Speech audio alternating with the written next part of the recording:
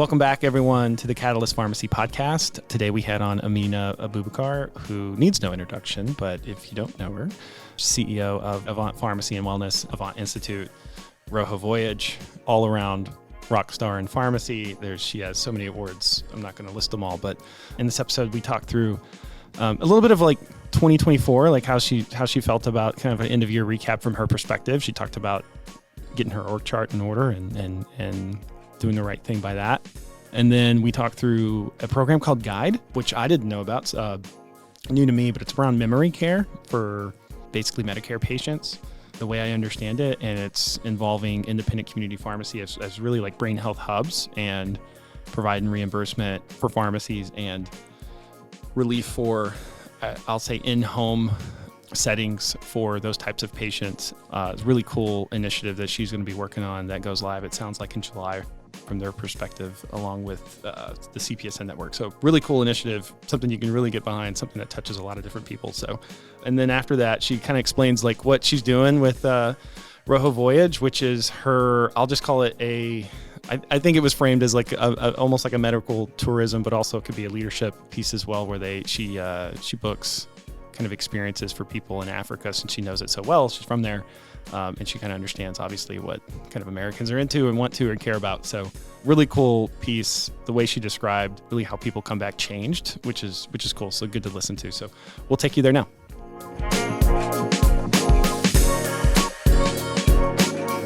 You've won more awards than I can count. By the way, ChatGPT and both Claude listed a lot of them for me. but I don't know if you know that, but you are searchable in AI now.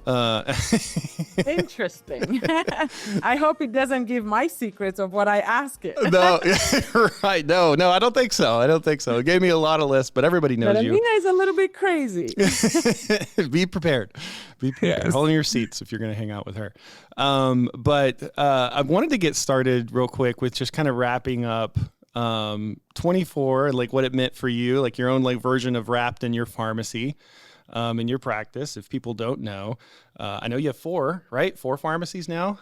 Yep. Yes. That you operate there in North Carolina. So, I guess to lead us off, let's just talk through like operationally or what you're strategically doing in what you did with 24, and then kind of what you're looking forward to in 25. Connect 2025 Pharmacy Conference. Get the full Connect experience. Stay with us at the Gaylord Texan. Exclusive discounted rates. Only $254 per night through May 13th. Book now at the Gaylord Texan for Connect 2025. So I have to say, I have the most gratitude for 2024 because I got to witness a team grow beyond my wildest imagination. Oh. Yes. And I think that really inspired me not to give up on training and leadership training for all team members, from our technicians to our pharmacists, because who I have now, these are people that I could have them lead the organization without me 100%. Oh, wow. And I think that was my proudest moment of 2024, is to see just the leadership growth for individuals. What caused that? Like, did anything happen to surface that? Is that you having to step away a little bit because you've got other ventures going on, or like what surfaced some of that for you with the team? So the journey of our pharmacy has been quite interesting in terms of, where we started. Of course, we started in 2009 with patient zero. So we were like building everything from ground up. And I was growing with my team, I didn't have previous experience of owning a business or running a team. So, and the individuals that came to our organization were new grads, and I would say I was a new grad into business. Right. And so there are things that if I look back now, I could have done better. We were doing good, but I could have done better with insights that I have today. Okay, in terms of, we were growing organically, and then we started growing really fast in 2015. And as we were growing in 2015, it was hard to pick who had maybe what I would say the gifts or the talent to take us to the next level, right? And so I was promoting individuals because of how long they've been in the organization versus maybe that was the right role for them. I gotcha. Okay. You see? And I think it happens a lot in a small business. There's loyalty and, it's hard to tell to promote someone who's just newer in your organization versus people who have. And by doing that, while it was great, it burned out others who maybe that really wasn't what they were looking for. Okay. But it felt like a general progression. Yeah, a general next step to take, right? Yes, but what I learned is that it doesn't have to. People can grow in maybe broader their role versus they want to go up in hierarchy. Sure, okay. Because hierarchy adds a lot of pressure. It does. A lot of responsibilities. Yep. And to learn that that's not for everyone was a wake-up call for me. So that's when I felt like around 2023, we had team members dissatisfied with their roles and, the culture changed and I couldn't pinpoint what it was. Oh. And so I spent a lot of 2023 interviewing, asking from our technicians to everyone. And that's when I got all these insights that, hey, do you know you have so-and-so in this role and they don't like it? Well, why didn't anyone tell me? Well, Amina, they don't want to disappoint you. They, they feel like you work really hard and maybe this is what you want for them. And so I changed the tone to give people permission to tell me no. Yeah. Yeah. And I had never thought of it. Yeah.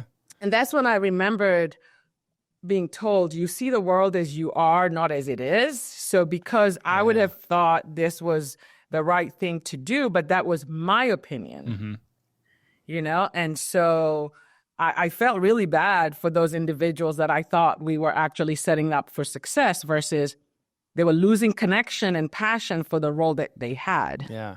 Wow. Yeah. There's an element of, we try to do a good, I've had literally this similar journey, I think, trying to understand what, more about not what I thought I wanted for everyone on a team, but what they really wanted on their team. And there's a way to celebrate.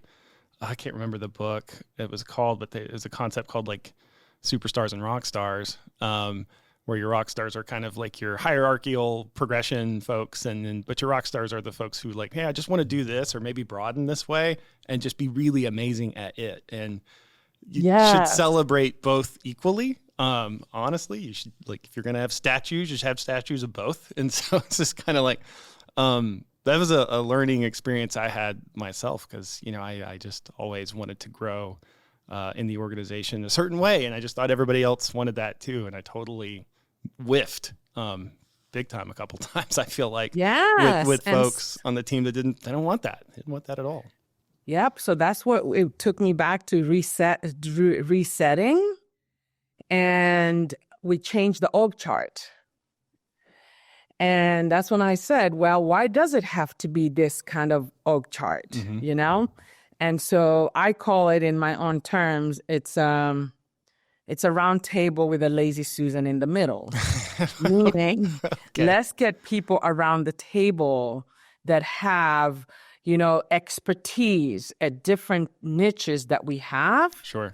And let them be strong at that. For example, now here's our 340B expert, here's our compounding expert, here's our operation expert, here's a clinical expert. And they can be around the table. And then in the middle, I belong in the middle because they all need me. But they all need me for vision and where are we going, probably motivation, clarity of that's where the industry is headed. That's really what they need me for, because they're good and they're passionate about that niche that they're in. Right. They know more than I do. So for having the organization have to go through me, or go through an individual that may not have the expertise of the whole organization, but they really are just a subject matter expert in this one niche that we've grown. And so then I was able to bring HR in the middle, IT in the middle, Oh, that's cool. Yeah. So now everyone knows I go in the middle, lazy Susan, pick who I need to bring to my meeting and help me. And I think that's what was the biggest change for us. And it was amazing. That's great. Sounds like you're starting off 25 really good. You feel like that all settled then for the most part, right? And then, yes, because the results spoke for themselves that it was the best thing we ever did. Oh, that's cool. Yeah, that's always a painful, that's a tough thing for any leader, whether you're in a small department or you're leading a really big team like yourself, to really set back and just take a step back and go, is this really the right org structure, whatever that is? Do I have the people in the right seats? Do I have the people that want to be in those seats too? That's a tough thing to do, because you're right. Everyone's default is to reward loyalty in ways, like in ways that they think they're rewarding it, and it may not be what that person wants. So, well, that's cool. That's tough work to do. Encourage everyone to do that, but it's tough work to do. So that's kind of your wrap up for 24. What are you looking forward to in 25? What are you working on? I know we have the memory care initiative that I want to talk about. We can do that first, or if you have something else you want to bring up before that. Yeah. So everything else we have coming into 2025, it's really the concept of good to great. Okay. I love that book. So the goals are really set like, hey guys, we're good at these things, but what does great look like? Okay. So that's the gap that we're answering, and each subject matter expert or each leader is saying, this is what great would look like. And so those are the KPIs that we're working on. And then the newest thing that we are excited to bring is the reimagining dementia and Alzheimer's care in the community. Okay. And this is an innovation call from Centers of Medicare. Okay. To support these individuals, these patients and their families in the home setting. So who is a better partner in healthcare that has insights on how these patients live every single day, because of either our delivery drivers have seen the home setting, or they hear the venting from the families when they go to deliver, from the med sync calls that are so valuable, that have built relationships and trust over time, and the coordination of medications from specialists to primary care, maybe DME supplies, It's a community pharmacy out of anyone in healthcare that actually has a broader picture of what are the challenges and maybe how they could help. But before, we didn't have a way to help, versus empathy and we're here for you, but we're really limited with our below reimbursement. We are barely trying to survive to even be in this community, right? Yeah. Leave alone what could we do more for the patient. So with the dementia care model is reimagining what care coordination looks like in Medicare. So we opened a practice. It's a medical practice that is focused on collaborating with primary care and everyone else who touches this patient, but we get to support them medically, clinically, and resource-wise. So Medicare gave us a direct contract, so there is no middleman. Oh, wow. Okay. I mean, it sounded like it was too good to be true till we signed the contract. Right. And basically they're saying to us, you are the payer now.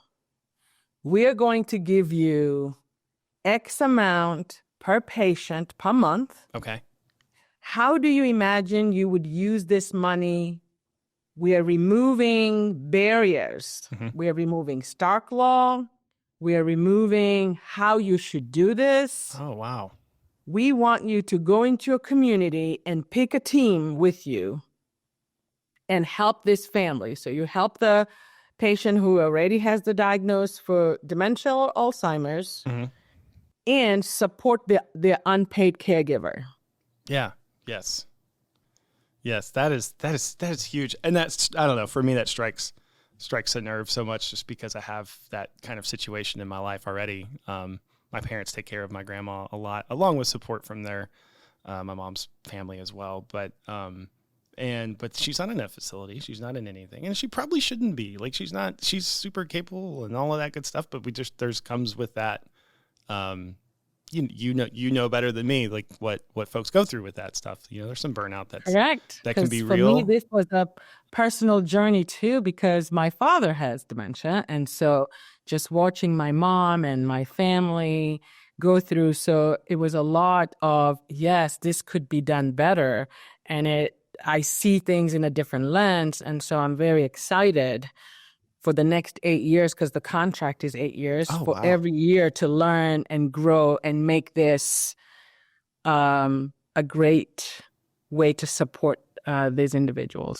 So with this CMS initiative, you said you get to pick the team, kind of. Yes. So can you expand on that a little bit? Does that other pharmacies to participate? Yes. So the first team we picked. So as a practice, which we have a chief medical officer, the provider gets to be the first team member, right? Awarded the opportunity. The next team member is an independent community pharmacy. Wow. Okay. Okay? Because we already know 80% of the things they're doing every single day is what's keeping those patients safe. It's what's keeping those patients healthy. It's what's keeping that family engaged and supported. But no one has ever recognized that and paid them for it. So we want to officially make a statement to say, don't take those things for granted. Right. The reason why many of our patients are still in the community, it's that med-sync call, is that driver that can deliver, it's that communication to their provider. But for some reason, it's falling on deaf ears that should be a payable service.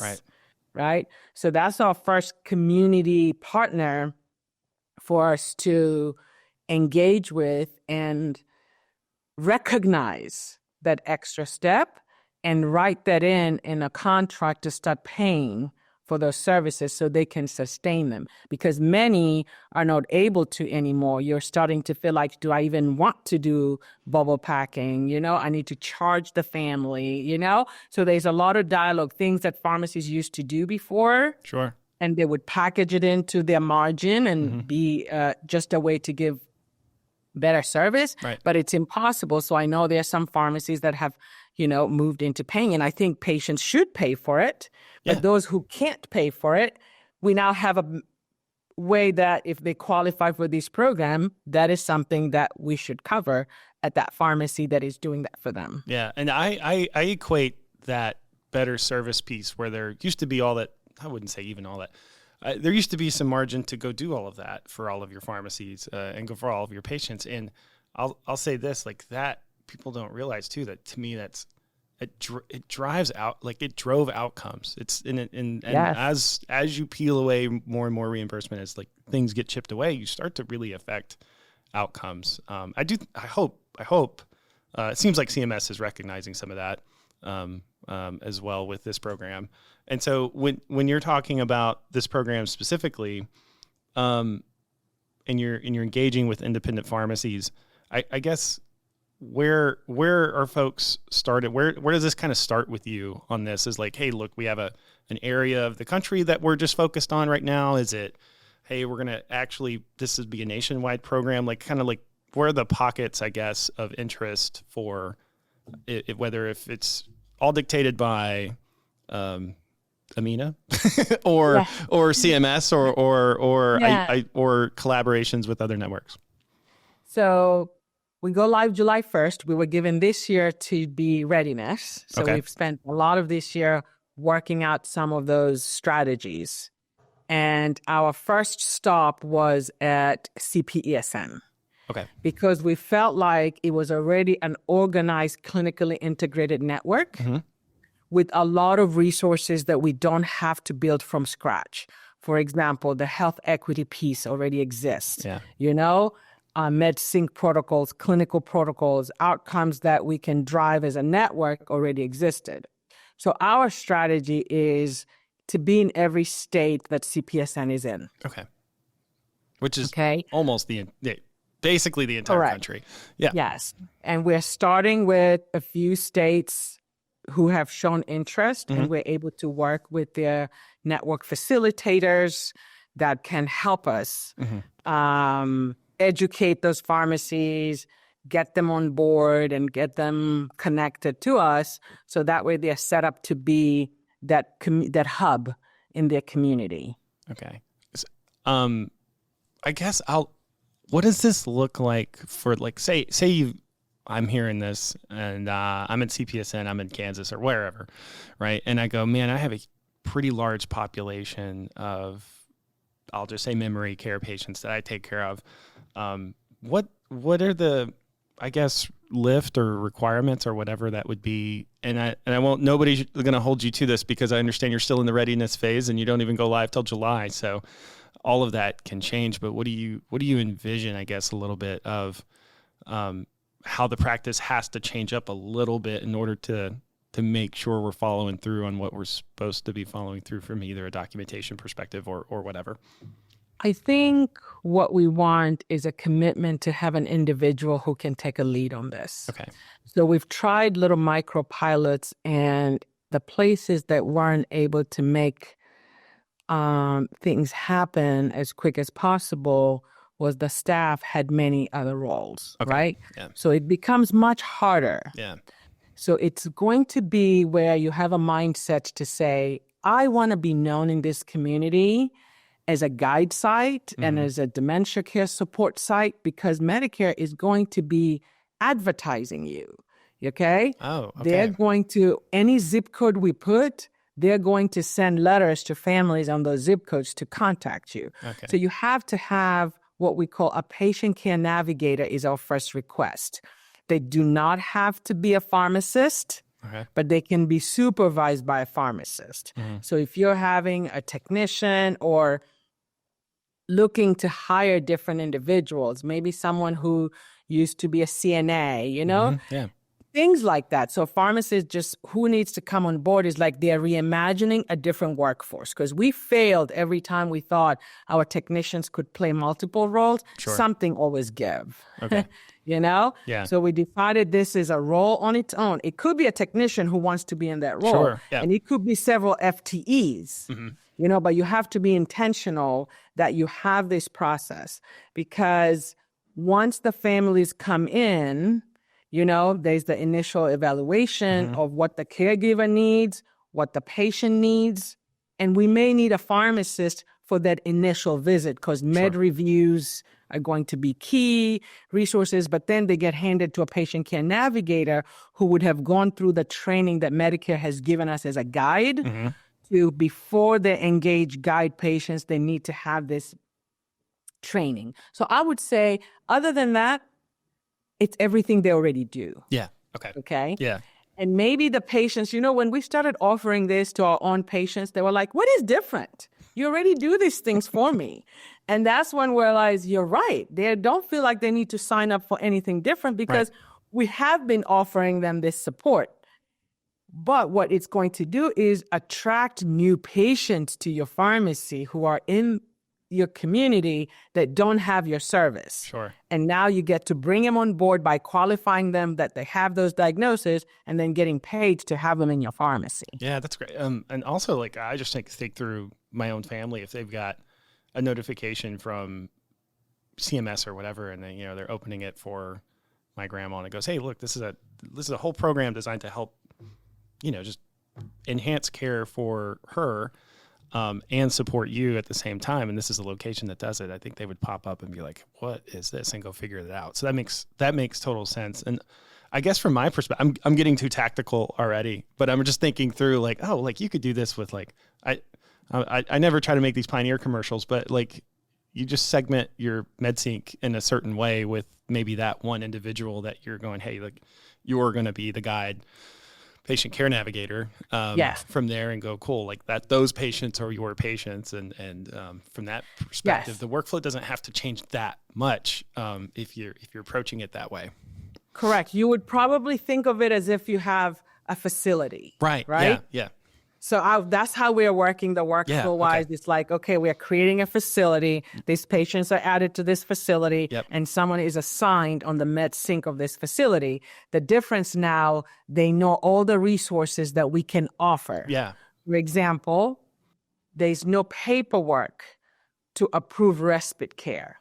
Oh. So if I'm a MedSync technician and I'm talking to a family and I'm asking these questions of, burnout and exhaustion, and say, hey, would it help if we got you respite care X number of hours per week?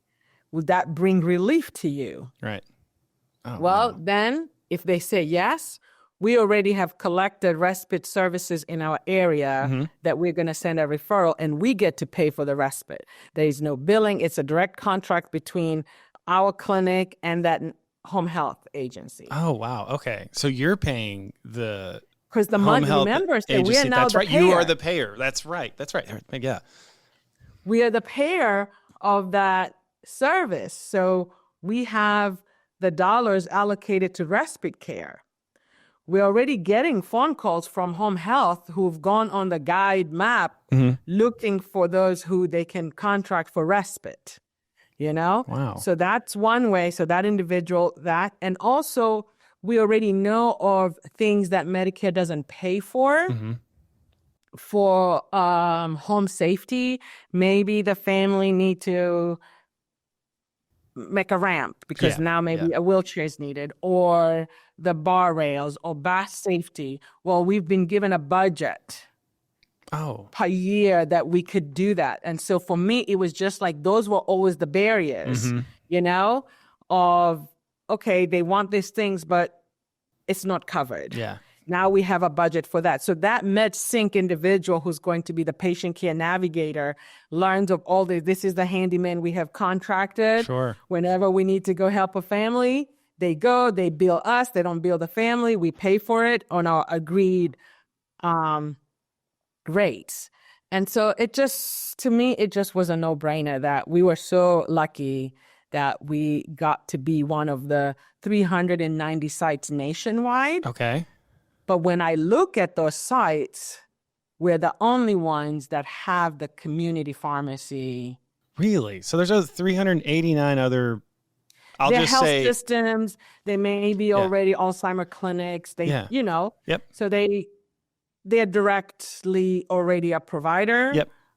But I feel like the impact through the community pharmacy may be huge, because I don't see that being a lot different than what they're already doing versus having the money to pay for those services. So it will be interesting to see, because every year we'll be measured. Okay. And every year we will provide feedback on what we're doing and why we think it's working. Oh, wow. Okay. So you'll literally get to see and get exposed to your outcomes versus this model's I'll just say this model's outcomes versus other, I'll just say other approaches that are already being employed. Yeah. And part of the group. For me, if they're to look at it and say, this model with these guys empowered other small businesses in the whole U.S., to offer this versus we took the money and it's just our practice, right? So we're giving all these independent pharmacies an opportunity to build that business, which may grow the rest of the business they already have. Right. If they were a DME provider, now they have it. If they were a hospice compounding, now it grows. So I feel even better that unlike every other model that I saw, it was like, this is a health system, so money is going back to that just one organization. Just that one org. Yep. Yeah, it makes total sense. Well, maybe when you're ready to do an update, maybe we just pencil this in for next year already to like give us, hey, like by the time you're ready to present to CMS y'all's results, it would be cool to get a rundown from you on that when we're ready. I was curious, and there'll probably be a million success stories in that review in some way that touched someone. So that's really cool. Yes. Okay. The last thing I wanted to like touch on before I let you go is what you're doing. I'm going to call it, because this is what it was, the way it was worded on the site, but like a little bit of medical tourism, a little bit of, I think, continue ed with a touch of international, I'll just say, access and healthcare. So I think it's called Roho, but tell me about that. I know I've seen you all over the globe already. I follow you a lot. And so talk to me about that. I'll just say initiative or company, or I feel like you're in a different a world all the time. Yes. So for those who don't know, I have been designing African experiences since I was in pharmacy school. Okay.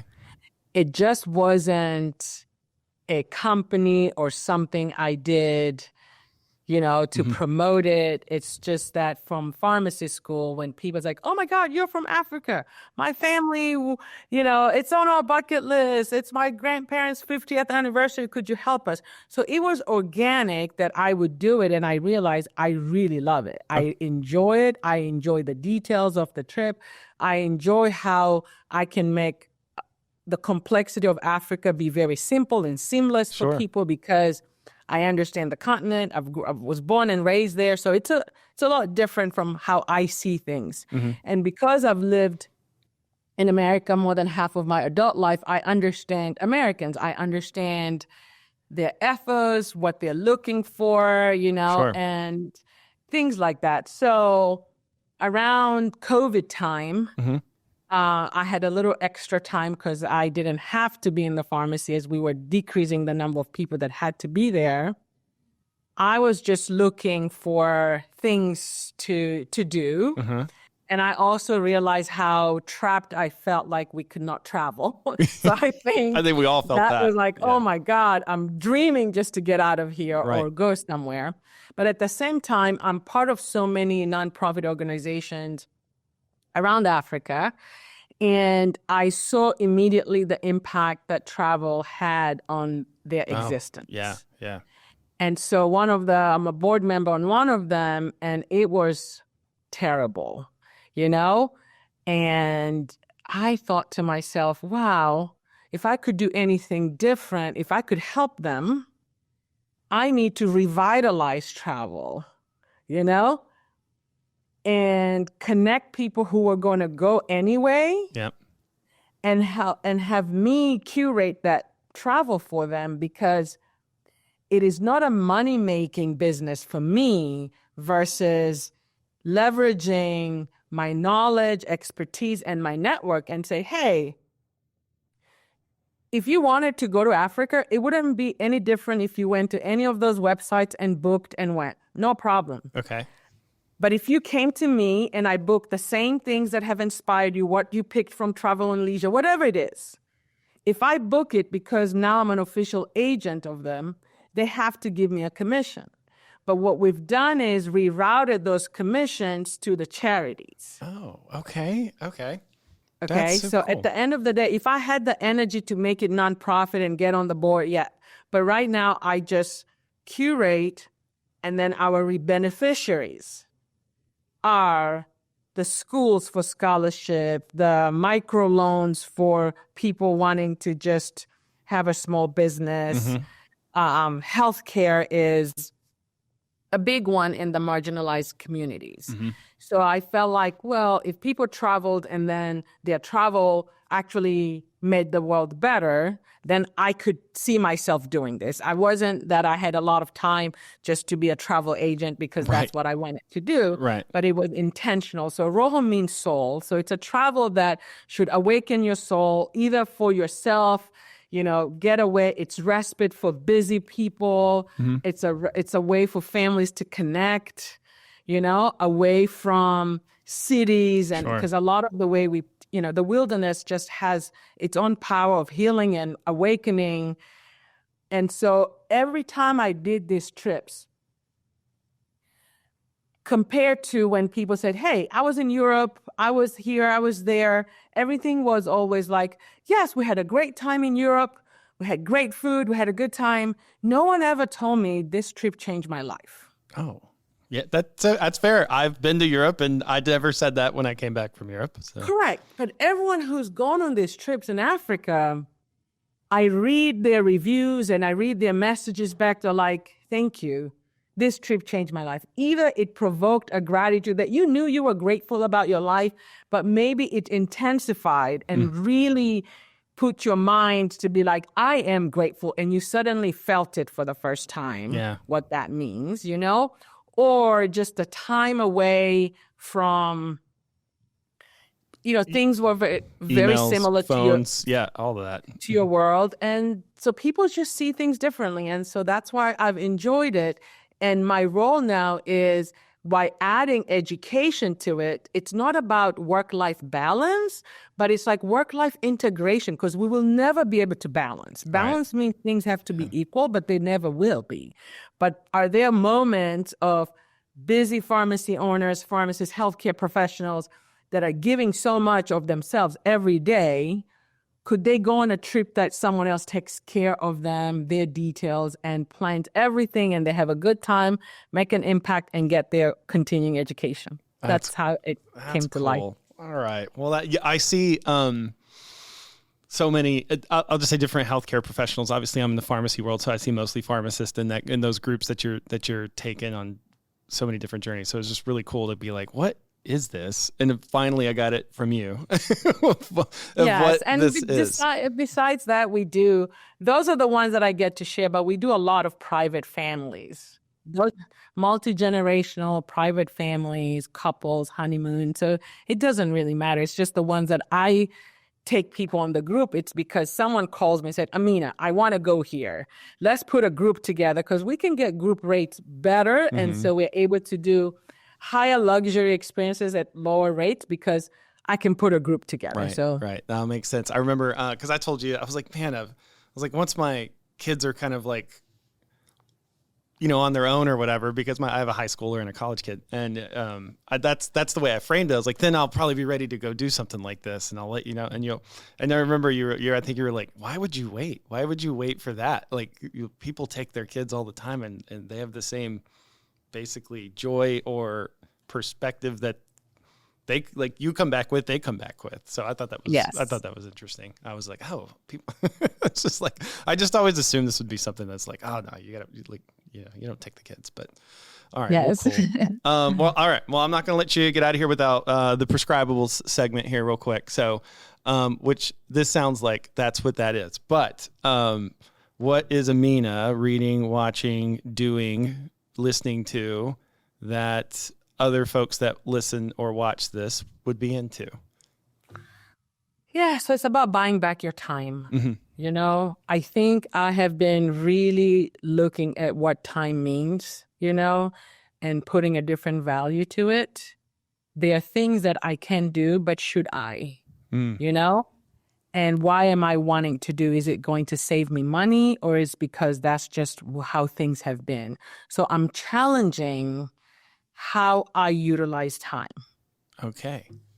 So, we were at I think it was, we were at NCPA, and Chi-Chi told me that, because we were just talking, a lot of things I do, but I've never read books, but it's just my intuition of what I'm thinking, of what I'm feeling I need to do. I never have been a reader. I have quite the attention of like probably a 2-year-old, because when I start reading, my brain goes elsewhere, and I start saying, oh, maybe they could have done this. And let me go to the very end and see what it ends. So this is the type of reader I am. Yeah. I'm a Cliff Note. Yeah.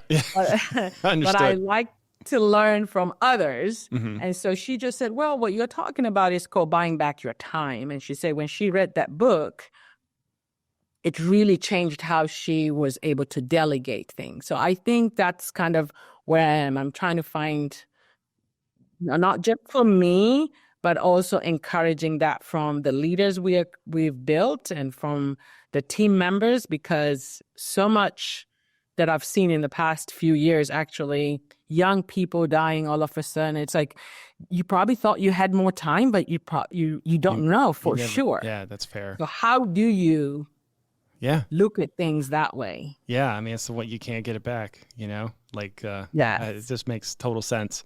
I think I've talked on so many consecutive podcasts now, I've ran out of them, so I don't think I have one today. I don't think I have one today. I've been pushing Science Versus a lot, so that's a cool podcast. I don't know if you know about it, but it's nothing you got to read, but if you want to listen to it, I listen to it on 1.5 speed.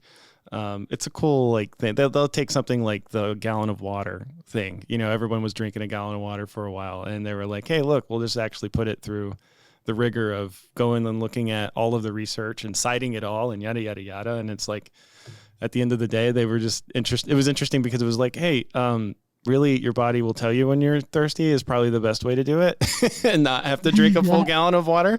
And they were like, also, people report a lot of headaches because your brain swells. Like, okay. Oh, wow. Yeah. Like, all right. Okay. All right. I like things like that where it challenges status quo. It does. It's like it'll take a fad and run it through like the actual science around it. And they'll interview people who are experts and then cite a bunch of research and go, hey, cool, this is the opinion. They did a great one on fiber, and we should all be taking that in based off the research. So I was just like, oh, cool. So, but that's anyway. awesome. Yes. I want to listen to more podcasts, things that people don't know about me. When I drive, I don't like to listen to music or anything. I like quiet. Oh, really? Oh, yes. Man. Okay. Correct. Some people would find you psychotic almost. Yes, because I just get to process and think. Okay. Those are my two favorite places that is just quiet. It's like in the shower, just the water, or washing dishes and just hearing the water, and then driving, just quiet. Just driving oh, wow. Sometimes I'll be talking to someone on the phone and they'll be like, oh, you're listening to NPR. I said, no, my husband had this car before me and I just didn't even change. And truthfully, I don't even know what they were saying. My brain was far gone into just quiet. So my brain can go quiet even if there's noise around me. So wow. Yeah. Right. So, but I'm learning to use that time to listen to podcasts. And so that's going to be on my resolutions this year. All right. Well, that's one. I promise everyone who listens to the show regularly, it's the last time I bring it up. All right. Well, Amina, you gave us a ton of time. And I know you're really, really busy. And I appreciate, I think everybody does, what you've done for the industry, what you're continuing to do. We'll keep watching how is this model? What's the name of the model itself, or the initiative of the model? I heard you say guide. Yep. Guide. Okay. All right. So we'll Guide Reimagined Dementia Care in Community Setting. For me, I call it's time to look at the brain as an organ, and there's community pharmacists to be known as a place you can go to learn about your brain health. So we don't want to wait till we have dementia. Mm-hmm. We want to work upstream also, educating those who may be at risk. Yeah. And working through what we now know as data that we could actually prevent, slow progression, reverse. So having that place as the hub, it can't be done mail order. It can't be done, AI. Maybe AI can help make you efficient, but you need that human touch and human connection. And that's what I'm working on. All right. Well, we'll queue you up next year for an update on it. And really just appreciate you giving us the time today. And I'll keep watching your Roho outings and all of that good stuff. And let Pioneer know I can do a great leadership retreat on a safari. Oh, man. 5 days cool. is good. All right, five's okay. All right, cool. I can do an accelerated version. There we go. All right. I'll let the team know. Okay. Appreciate your time, Amina, everyone. And we'll see you out on the road, I'm sure. Yep. Thanks. And we'll see you in Pioneer soon. Sounds good. All right. Okay. Bye, Amina. Bye, everybody.